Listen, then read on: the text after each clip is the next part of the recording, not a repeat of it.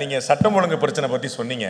ஆனால் நம்முடைய உள்துறை செயலாளர் தீரஜ்குமார் அவர்கள், ஹோம் செக்ரட்டரி, ஐஏஎஸ் ஆஃபீஸர், அவர் 2021, 2026 2 புள்ளி விவரங்களை சொல்லி சட்டம் ஒழுங்கு சிறப்பாக இருக்குது, கொலைகள் குறைஞ்சிருக்கு, பாலியல் முயற்சி குறைஞ்சிருக்கு அப்படின்னு சில புள்ளி விவரங்களை சொல்கிறாரு. உங்களுடைய பதில்?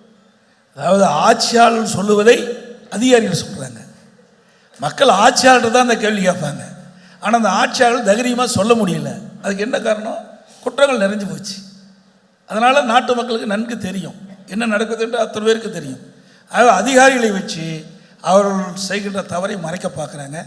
குற்ற எண்ணிக்கைலாம் குறைச்சி சொல்லுவதாக தான் எனக்கு கிடைத்த தகவல். அதிமுக ஆட்சி அமைந்த பிறகு இந்த அதிகாரிலாம் பதில் சொல்லி ஆக வேண்டும்.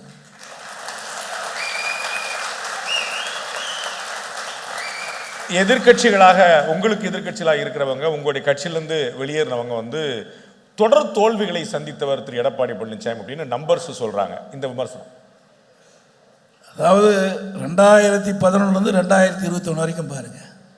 2011 திரு கருணாநிதி அவர்கள் இருக்கின்ற பொழுது எதிர்க்கட்சி அந்தஸ்து கூட கிடைக்க முடியல.